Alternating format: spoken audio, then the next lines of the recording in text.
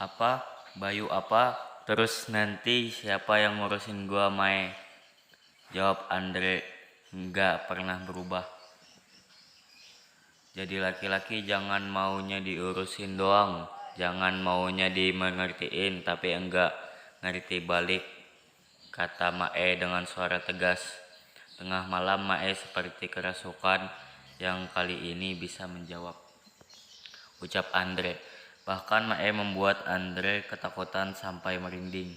Andre pun memilih keluar dari kamar dan tidur di kursi kayu ruang tamu. Aneh si Mae, tengah malam kesambet apa Anda? Kata Andre seraya bergidik. Andre pun tak mengambil pusing. Ia melakukan tidurnya sampai pagi dan kembali terbangun karena Pai mengetuk pintu rumah.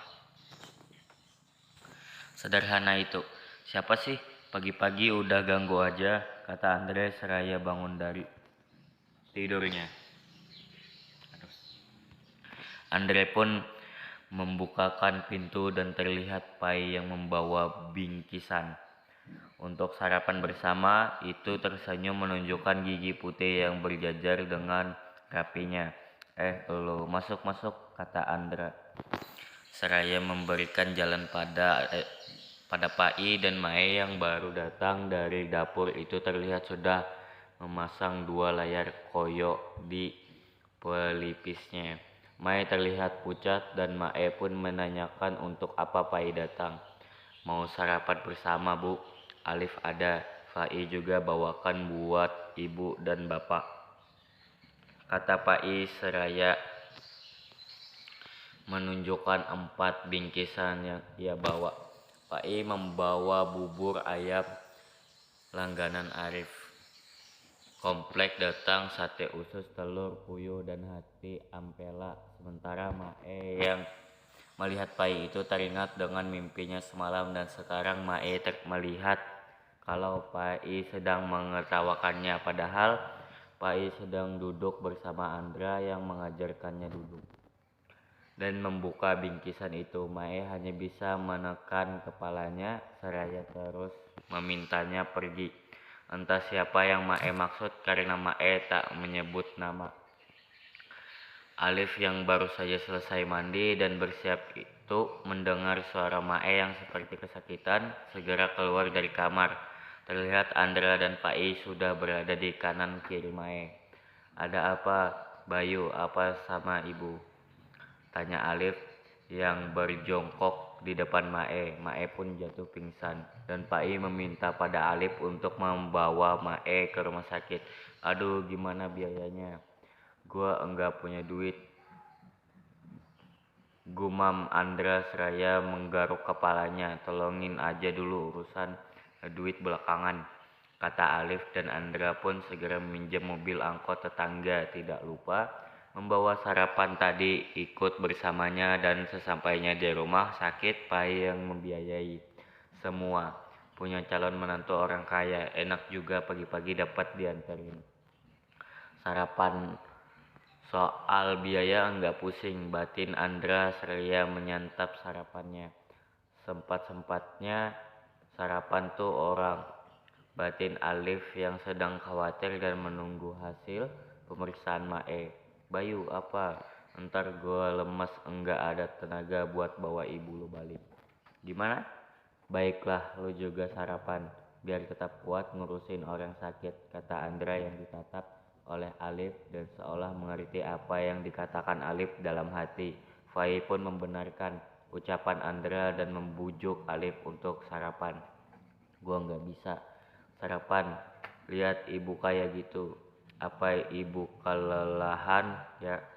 Tanya Alif dan Fai menjawab bisa jadi. Sekarang kamu sarapan ya, jawab Fai seraya meminta Alif membuka mulut dan Fai menyuapinya. Melihat itu, Andra merasa kalau Alif dan Fai adalah pasangan serasi dan bisa-bisanya Mae tidak menyertui.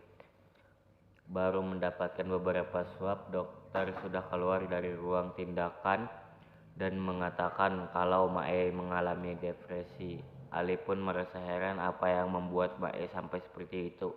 Alif yang mengerti pun menganggukkan kepala. Sekarang Alif masuk ke dalam dan meminta Pai untuk menunggu di luar. Karena Alif ingin bicara empat mata, Pai pun mengerti dan Pai ditemani oleh Andra. Lu juga makan doang, masa nyuruh doang? Kata Andra dan Pai pun menghabiskan bubur yang ada di tangannya. Pai bergumam dalam hati, inikah sendok bekas Alif? Secara enggak langsung. Gua udah itu dong. Pai pun menjadi senyum-senyum sendiri seolah baru saja berciuman dengan pacarnya.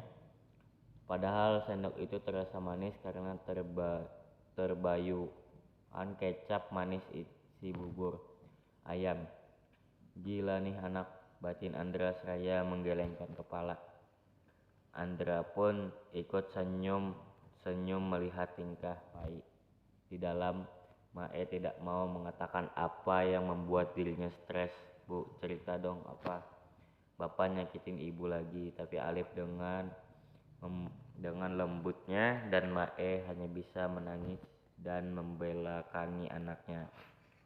Bu, kalau ibu enggak cerita, gimana Alif tahu yang bikin ibu sedih itu? Apa? Lanjutnya, dan kali ini Mae berbalik badan. Mae merasa ini kesempatan untuk meminta pada Alif mengakhiri hubungannya. Putuskan hubungan kalian, ibu nggak suka, kata Mae. Alif hanya bisa diam, ingin menjawab dan bertanya apa penyebabnya, tetapi Alif takut akan membuatnya semakin stres. Alif hanya bisa mengiyakan di bibir sementara di dalam hatinya berkata akan mempertahankan Pai sampai ibunya dapat menerima dan merestui. Ibu istirahat aja dulu, Alif mau keluar sebentar, kata Alif dan Mae menggenggam tangan anak itu. Ibu mohon dengarkan, ibu, ini demi kebaikan kalian, kata Mae seraya menatap Alif dan Alif pun menganggukkan kepala.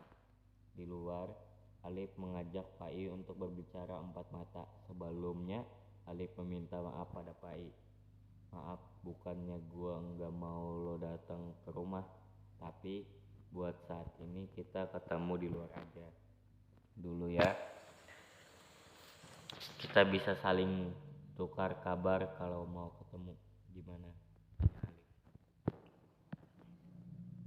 Pai yang sedari tadi memperhatikan Alif itu menganggukkan mengerti. Ibu, kata ibu, kamu enggak suka? Ya sama aku, lirih Pai seraya menunduk. Jangan berpikir kayak gitu loh tentang aja. Gue ada di sini, kata Alif seraya menunjukkan hati Pai dan Alif membawa tangan Pai ke dadanya. Dan lo ada di sini. Pai pun kembali tersenyum. Lo bisa aja bikin gue bahagia, kata Pai yang kemudian menyadarkan kepalanya di lengan Alif dan Alif pun mengusap lengan Pai. Gue sayang sama lo, gimana gue bisa putusin lo, kata Alif dalam hati. Setelah itu, Alif mengantarkan Pai untuk pulang. Keduanya naik mobil angkot yang dipinjam oleh Andra. Lo bisa nyetir juga? Tanya Pai dan Alif menjawab dengan mengangguk. Sekarang Alif dan Pai sudah sampai di belakang rumah mewah yang berada di tengah perumahan mewah itu. Alif merasa minder dengan apa yang dibawanya. Sebelum turun, Pai menyampaikan kalau nanti malam Alif diundang makan malam oleh keluarganya dan Alif pun mengiyakan. Dan Alif merasa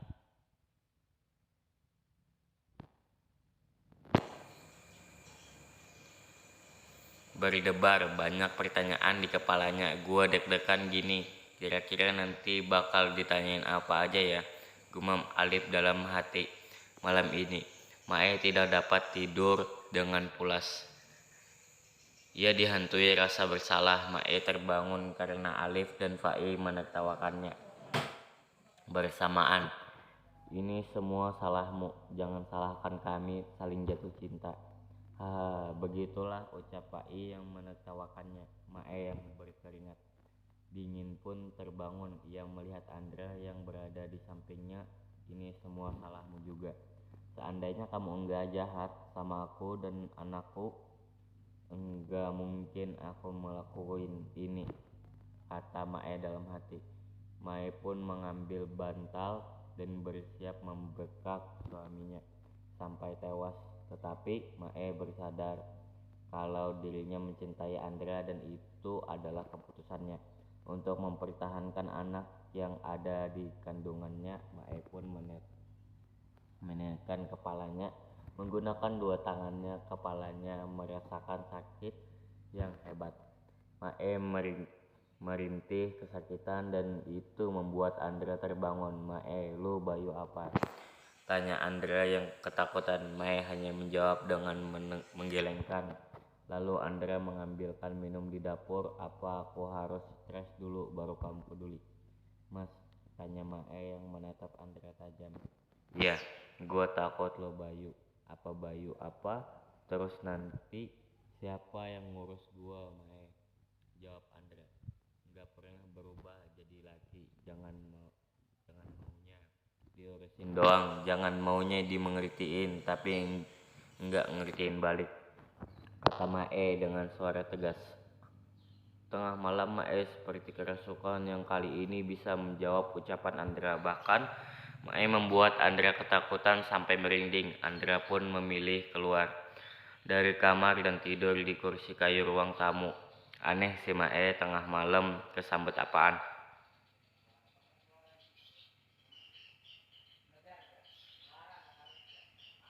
Dah, kata Andra seraya bergidik. Andra pun tak mengambil pusing. Ia melanjutkan tidurnya sampai pagi dan kembali terbangun karena Pai mengetuk pintu rumah sederhana itu. Siapa sih?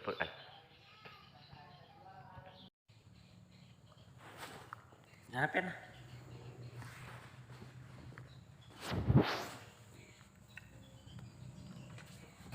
Ya garing. Ya. Gumam Alif dalam hati. Sementara itu dia di rumah Mae memikirkan Alif. Ia menanyakan keberadaan Alif pada Andra yang sedang bermain catur dengan temannya. Gua kagak tahu, nggak bilang apa-apa tuh anak, jawab Andra dengan mata tetap fokus ke anak caturnya. Kapan sih kamu tahu soal anak? Sika dekat Andra.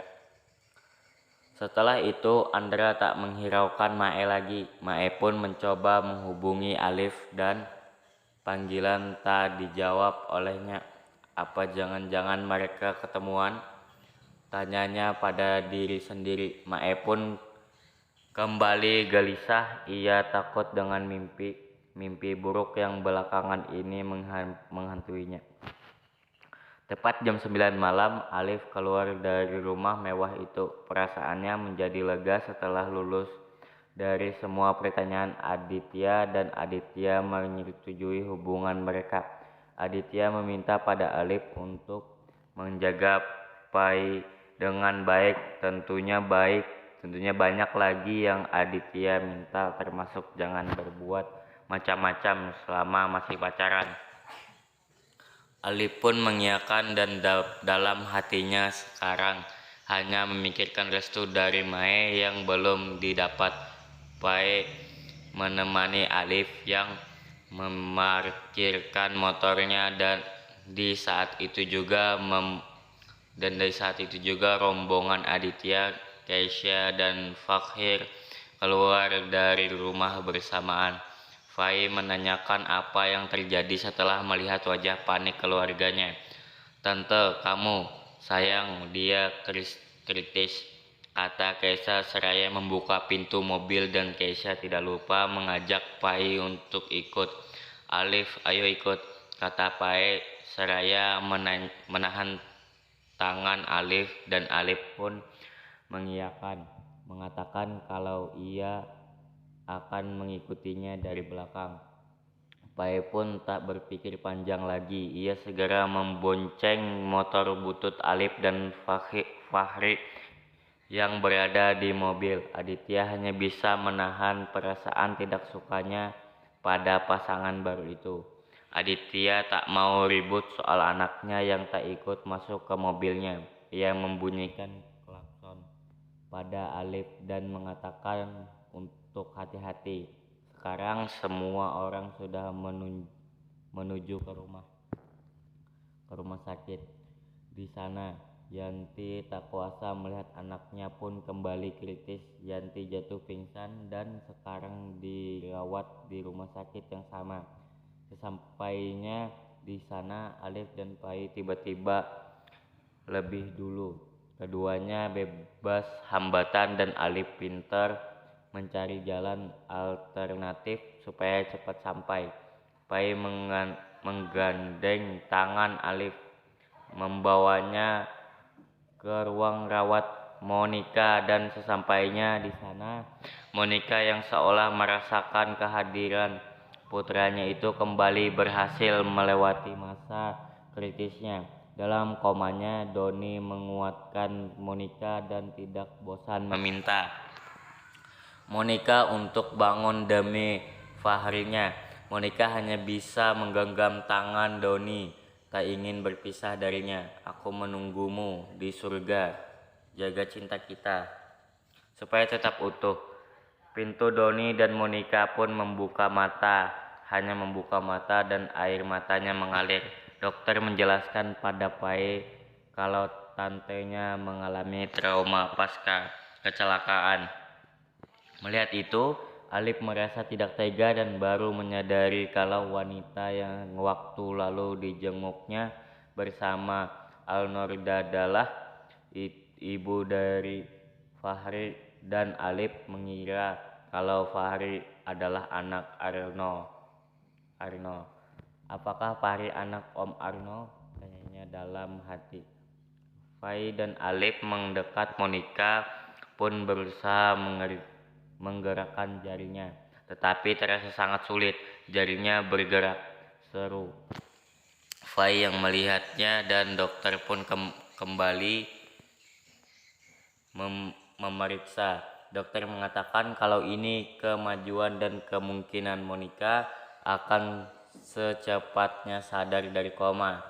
Bertepatan dengan rombongan Aditya yang baru saja tiba, Fahri yang masih berdiri di pintu itu merasa senang mendengarnya. Fahri segera meminta jalan pada Pai dan Alif. Ia menggenggam tangan ibunya dan meminta padanya untuk kuat dan segera bangun. Mendengar itu, Monica kembali kejang dan meminta semua orang untuk keluar dari ruangan itu. Semua orang menangis, dan Alif pun ikut bersedih hati. Alif mendoakan Monica supaya bisa sembuh dan kembali berkumpul dengan keluarganya. Seolah doanya langsung dikabulkan, Monica pun kembali tenang di luar. Pai menguatkan Fahri dan Fahri pun memeluk sepupunya itu. Begitu juga dengan Kesha dan Aditya yang saling berpelukan.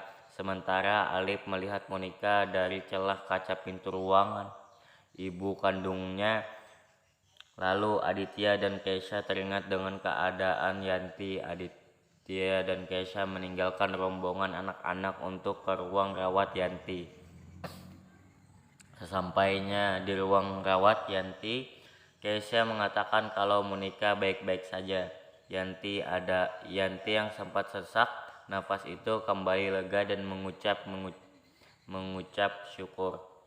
Lalu Aditya mendapatkan telepon dari dokter yang bertanggung jawab atas Monica. Aditya pun pergi ke ruangannya.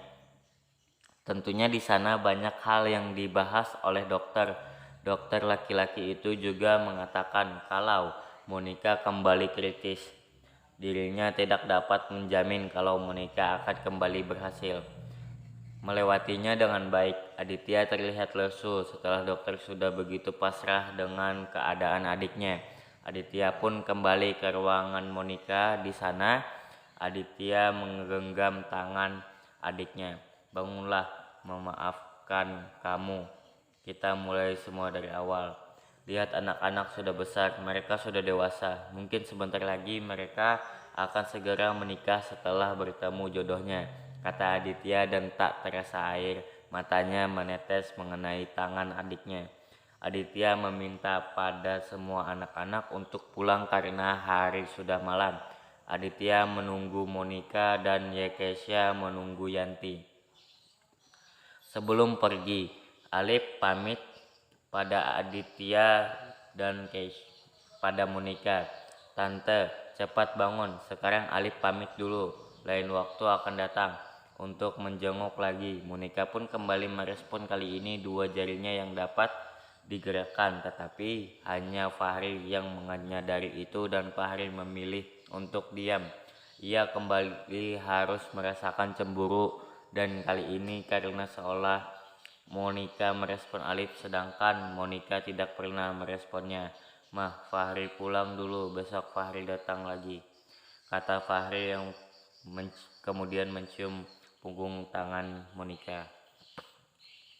Singkat cerita, setelah mengantarkan Pae pulang dengan selamat, sekarang Alif sudah sampai di rumah dan mendapatkan pertanyaan dari Mae. Dari mana kamu? Ibunya teman Alif sakit. Bu, dirawat di rumah sakit, jawab Alif seraya mencium punggung tangan Mae. Enggak bohong, Bu, beneran. Dia sakit udah lama. Alif baru sempat jenguk setelah itu. Alif pun meninggalkan Mae, tak ingin Mae bertanya semakin banyak lagi. Dan seperti biasa, Mae kembali tidak tenang. Di setiap ia memejamkan mata untuk tidur, selalu bayangan Pae dan Alif yang datang. Kali ini bukan hanya Alif dan Pae yang datang. Dalam mimpinya di sana ada Monica yang ikut menyalahkan. Kamu jahat, Mae, jahat. Lihat dari ulahmu, anak dan keponakanku saling jatuh cinta, kata Monica yang menggenakan pakaian serba putih. Mae pun kembali bangun dan kali ini ia hanya terdiam, tidak histeris. Mae teringat dengan Monica yang tergeletak di rumah sakit. Ia akan menemuinya besok dan meminta maaf selagi Monica masih ada. Begitulah pikir Mae.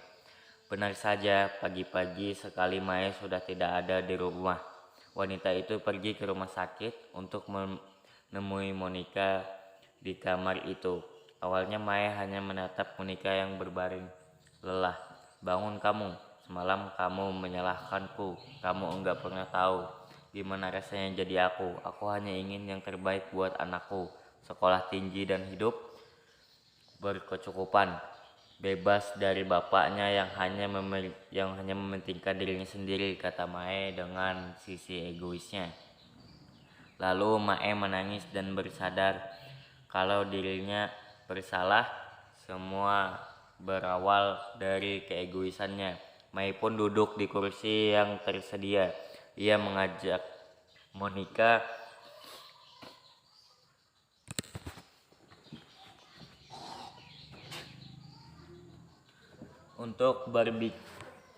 untuk berbicara baik-baik. Mae menggenggam tangan Monica dengan erat.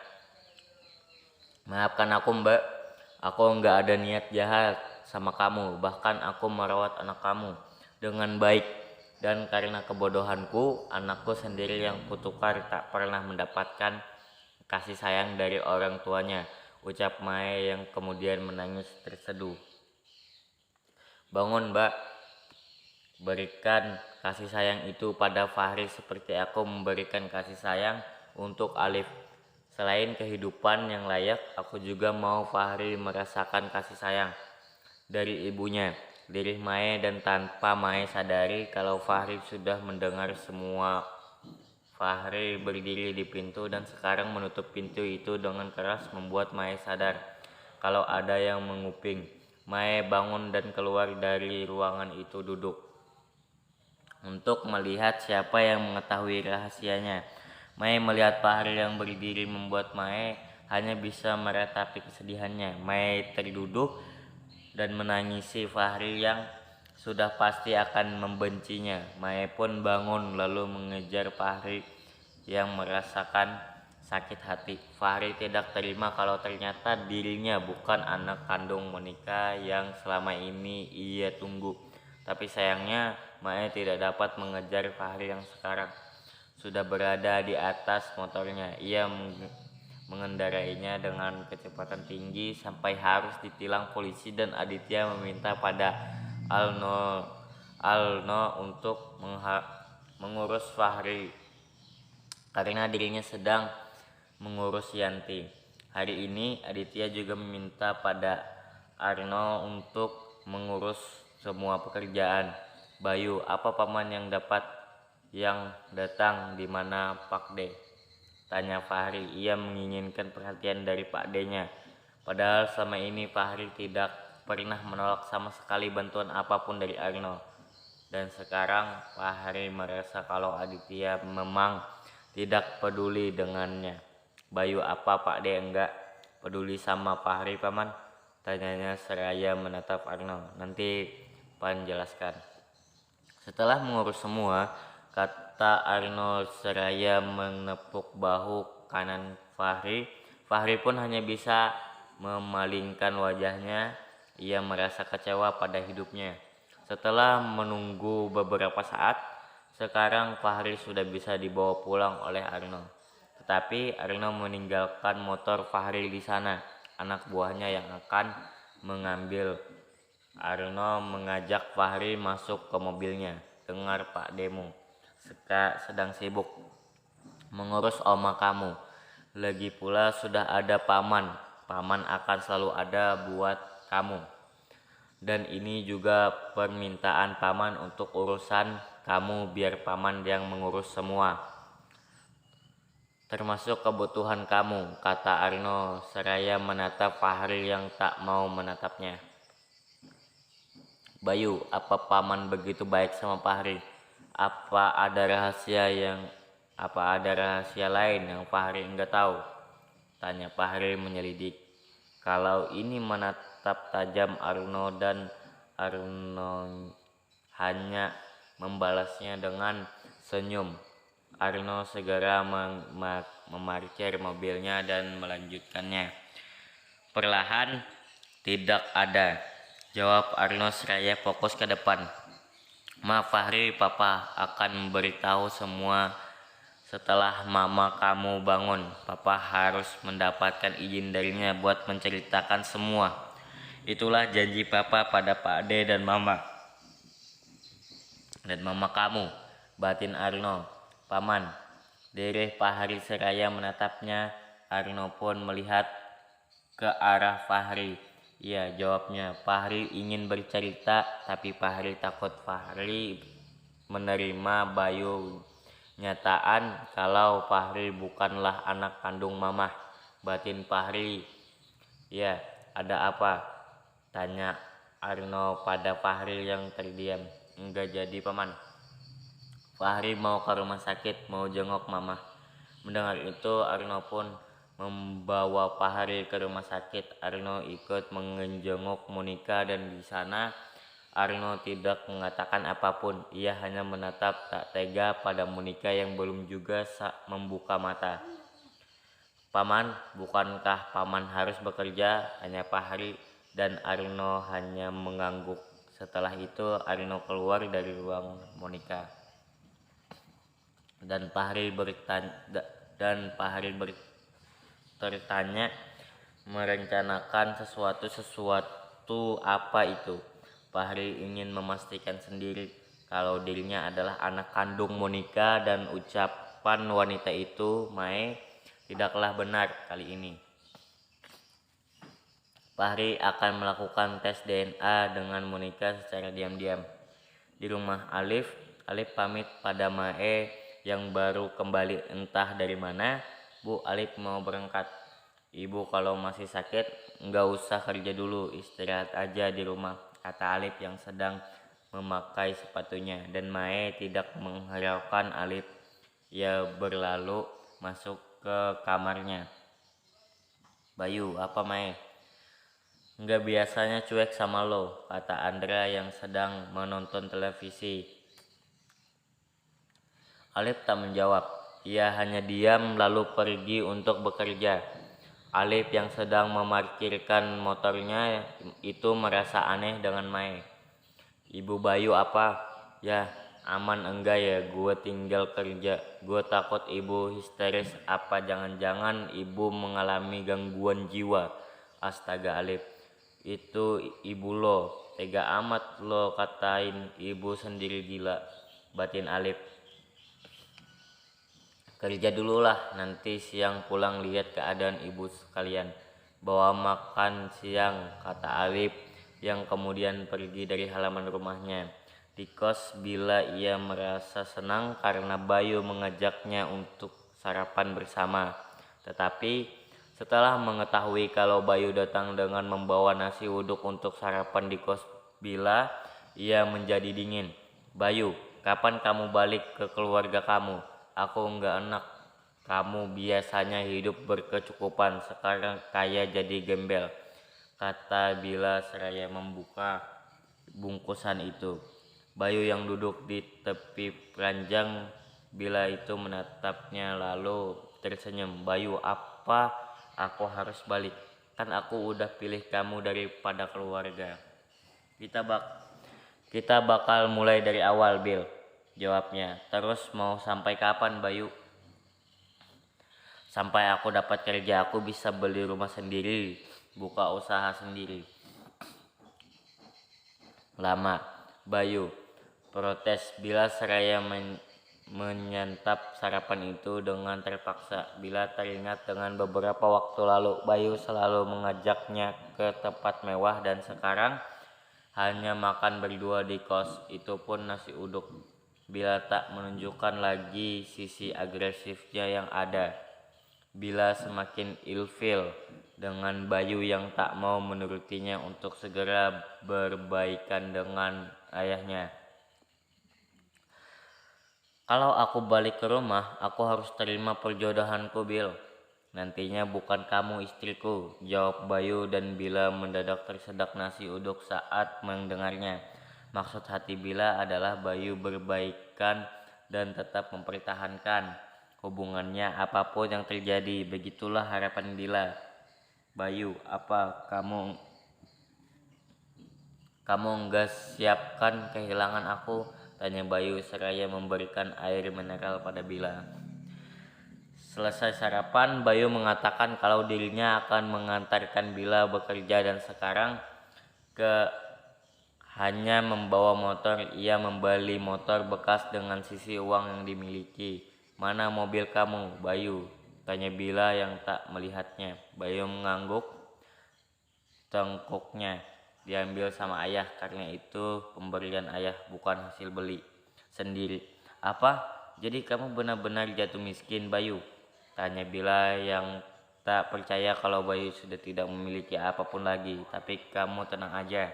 Setelah aku dapat kerja, aku pasti ambil mobil buat kamu.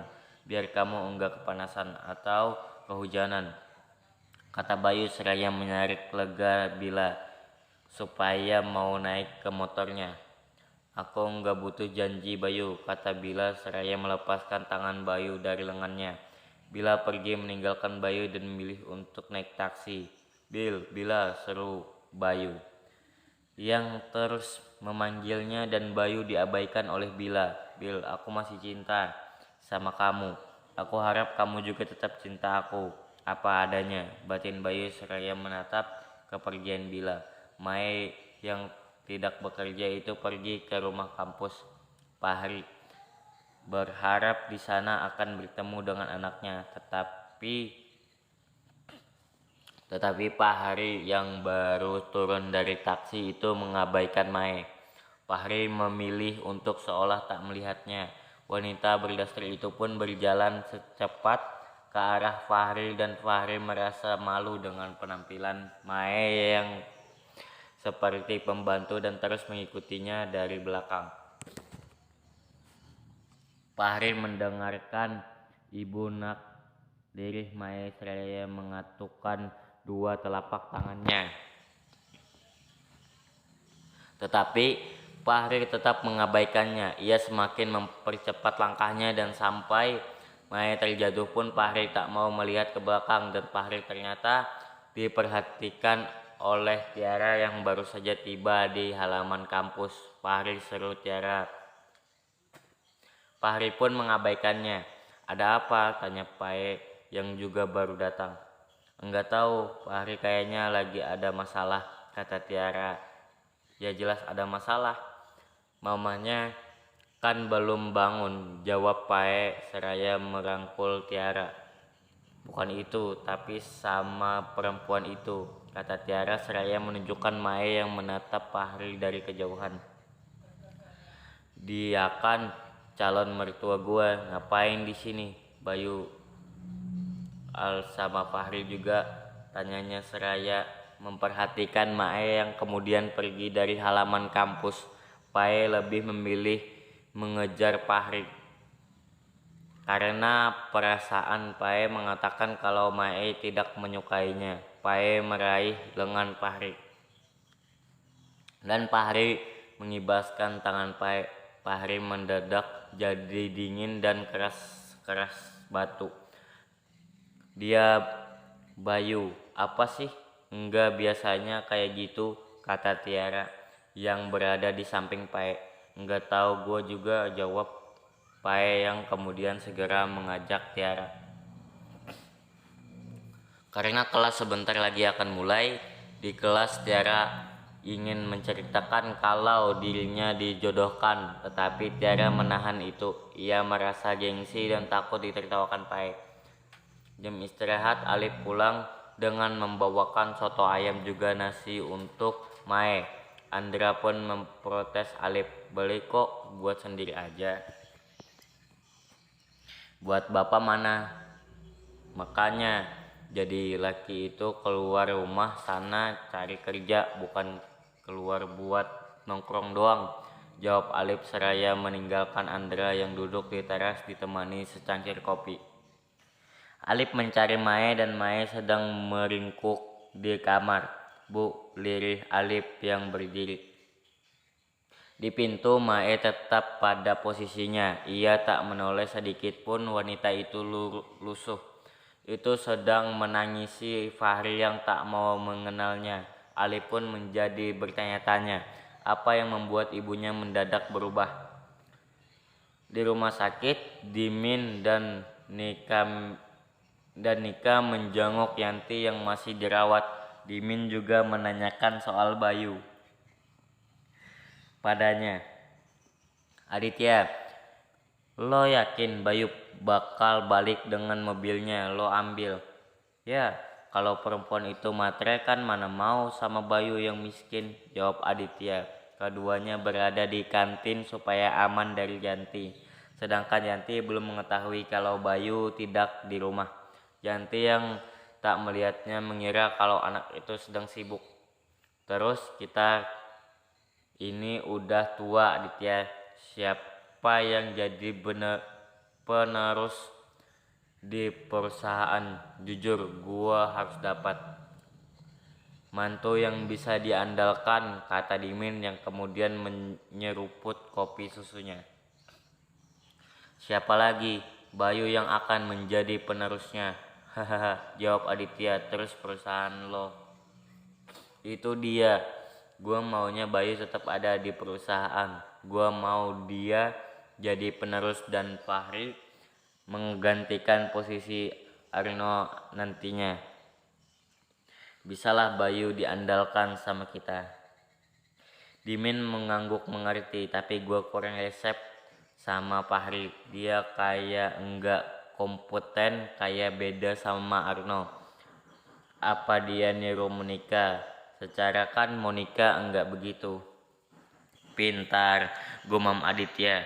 Bisa jadi, kan pasti mirip.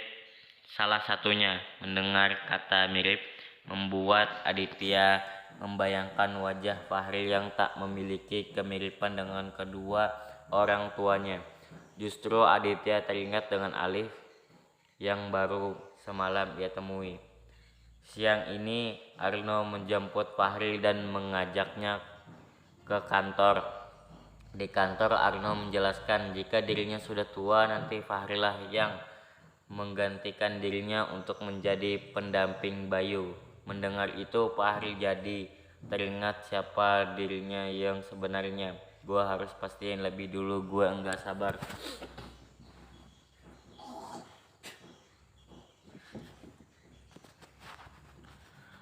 Sama hasil tes DNA, batin Fahri yang terlihat sedang berpikir, udah enggak usah pusing, nanti paman ajarkan semuanya sampai kamu bisa jadi tangan kanan yang hebat. Arno menepuk punggung Fahri dan Fahri pun menganggukkan kepala. Sementara itu, Alif yang masih memiliki jam istirahat menjemput Pae dan sesampainya di sana, Pae menceritakan apa yang dilihatnya tadi. Ada hubungan apa ibu sama Fahri? Sejak kapan mereka saling? Bayu al-Batin Alif seraya memberikan helm untuk Pae. Kemudian terdengar suara klakson dari mobil Tiara. Woi, makin lengket aja loh, kata Tiara yang menurunkan kaca mobilnya. Pae yang sudah duduk di belakang Alif itu pun memeluknya. Ya dong, emang lo aja yang pacaran, kata Pae. Dan Tiara pun hanya menaikkan sudut bibirnya lalu memilih untuk pergi. Pae, gue cuma bisa antar jemput, habis itu gue langsung balik kerja ya, kata Alif dan Pae pun menganggukkan kepala. Loh, gue ikut ke tempat kerja lo dong, gue mau semangatin pacar gue, kata Pae dan Alif pun mengizinkannya. Tapi nanti kalau bosan pulang sendiri enggak apa-apa, tanya Alif yang sudah mulai mengendarai motornya. Pae menganggukkan dan Alif melihat itu dari kaca. Spoin, cewek cantik, manis, baik, gini kok bisa-bisanya ibu enggak suka, aneh, batin Alif. Alif pulang kerja nanti kita jengukin omah ya. Sekalian gua mau Bayu, Alin, lo sama omah, kata Fai. Ya, jawab Alif singkat sesampainya di tempat kerja. Fai mentraktir minuman segar untuk semua karyawan Arno dan itu membuat semua senang dengan keberadaan Fai. Sudah berkeliling mencari pekerjaan tetapi tak ada lowongan sama sekali untuk Bayu. Bayu mencari pekerjaan sampai larut malam dan sekarang merasa lelah. Bayu kembali ke kos dan di sana ia melihat Rama yang sedang membuka gerbang. Itu anak bukannya pacaran. Itu anak bukan pacar Tiara. Di sini juga dia kok. Gue enggak lihat dari kemarin, batin Bayu. Pria itu memperhatikan Rama seraya memarkirkan motornya. Sebelum masuk ke kos, Bayu memeriksa ponselnya. Ia mencari pesan dari Bila dan tak mendapatkan apa yang dicari. Bayu pun mengirim pesan padanya. Bil, aku habis cari kerja baru pulang lelah, doain aku ya biar cepat dapat kerja. Bila yang membaca pesan itu hanya membalas iya dan semangat. Itu aja, tanya Bayu. Mau gimana lagi? Bayu tanya Bila. Kisnya mana? Biar aku semangat. Bila pun mengirim stiker kiss lalu tak membalasnya lagi. Bayu hanya menarik napas dalam lalu masuk ke kamar kosnya. Bayu yang baru duduk di tepi ranjang itu mengirim pesan pada Ruri. Ia menanyakan pekerjaan pada sahabatnya dan Ruri menjawab tidak ada. Setelah menjawab itu, Ruri mengirim pesan pada Aditya. Om, Bayu nanyain kerja. Ruri bilang enggak ada sesuai perintah Om. Aditya yang sedang menjaga Yanti itu membalas bagus. Aditya akan membuat Bayu menjadi susah supaya matanya terbuka dan dapat melihat siapa Bila sebenarnya. Di kos Bila, ia sedang makan malam bersama dengan teman-teman yang berada di kos putri tersebut. Seandainya keluarga cowok gua datang dapat menawarin duit, gua pasti pilih duit. Tapi kok mereka sama sekali enggak ngelakuin itu ya. Justru bikin anaknya susah, gua jadi ragu buat bertahan. Ngarep banget sih loh. Udah kayak di dunia novel aja. Ini nih uang 2M dan tinggalkan anakku. Gitu kata salah satu teman Bila. Dan membuat semua orang berada di kamar kos Bila itu tertawa. Bertahan aja, siapa tahu nanti keluarga Bayu lama-lama luluh sama hubungan kalian. Timpal salah satu teman Bila. Yang lainnya, iya kalau luluh, kalau enggak luluh gua harus nunggu sampai kapan? Keburu jadi perawan tua gua, jawab Bila seraya melahap mie ayam yang menjadi menu makan malam ini. Yakin lo masih perawan, kerjaan lo aja ke klub mulu, kadang pulang kadang enggak, ragu gua. Timpal teman Bila yang lainnya lagi. Jangan Bayu Ceng, awalnya itu kecelakaan, kalian tahu nggak siapa yang merawanin gua? Tanya Bila yang seolah tidak memilih merasa malu. Penting amat buat tahu, ciber temannya. Penting lah, cowok itu musuh bebuyutan Bayu, namanya Bayuji. Gue nggak bayangin kalau Bayu sampai tahu, gila loh, kata temennya yang tadi mencibir. Beralih ke rumah sakit sepulang bekerja, Alif mengantarkan Faye ke rumah sakit dan merasa sudah tanggung berada di sana. Alif yang teringat dengan Monica pun menjenguknya. Apakah kali ini akan ada perubahan pada Monica? Faye melihat kalau Yanti sedang beristirahat dan Keisha mengajak keluarga dari kamar rawat itu, meminta pada anak-anak untuk tidak berisik dan menjenguknya nanti setelah bangun. Emang salah Pae sih ngajakin Alif jenguk malam-malam gini, kata Pae seraya melirik Alif. Enggak apa-apa, kan gue juga mau antar lo, jawab Alif seraya menatap Pae. Kalian udah makan? Tanya Keisha seraya menatap Pae dan Alif bergantian. Faye menjawab belum. Ya udah, ayo kita makan, terus kalian pulang. Udah malam, perintah Keisha dan Alif mengatakan kalau ada keperluan dan tidak bisa ikut bergabung. Ya, padahal gue maunya makan bareng, kata Faye seraya tangan yang masih menggenggam tangan Alif.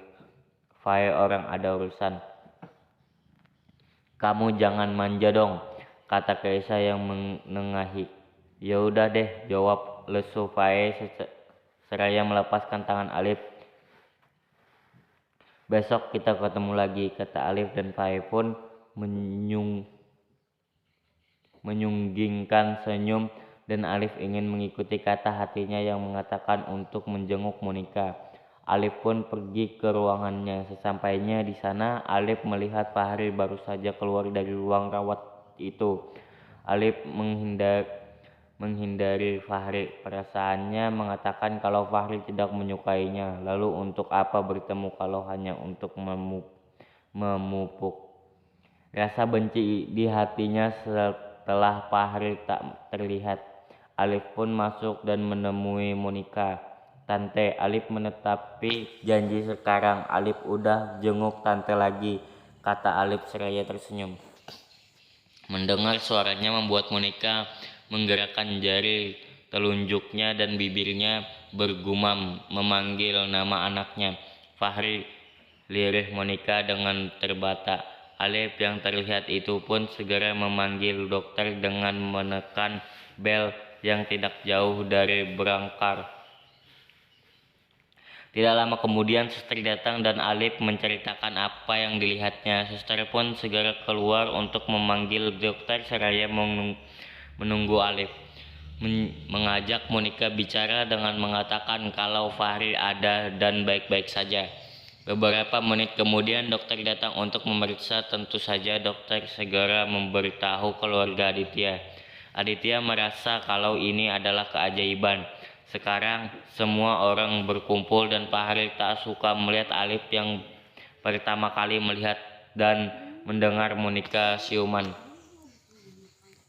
1 minggu berlalu dan selama itu Alif menjenguknya sebanyak 2 kali dan Monica menunjukkan perkembangan yang signifikan. Semua orang bahagia walau Monica belum sepenuhnya sembuh. Ia hanya bisa duduk di kursi roda dan ada yang menutupi kesedihannya dengan berpura-pura bahagia. Orang itu adalah Fahri yang sudah mengetahui siapa dirinya dan menyembunyikan itu dari semua orang. Fahri merasa tidak perlu untuk membongkar. Semua yang perlu ia lakukan adalah hanya berpura-pura tidak mengetahuinya. Fahri juga semakin tidak menyukai Alif yang beberapa kali menjenguk Monica dan berhasil membuatnya bangun. Sedangkan dirinya sudah bertahun-tahun menunggu dan selalu mengajaknya berbicara, tetapi tak sekalipun Monica merespon.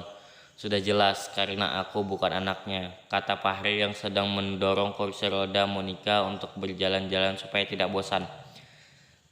Sekarang Monica sudah berada di rumah Aditya. Ia merasa kesepian karena Doninya telah tiada.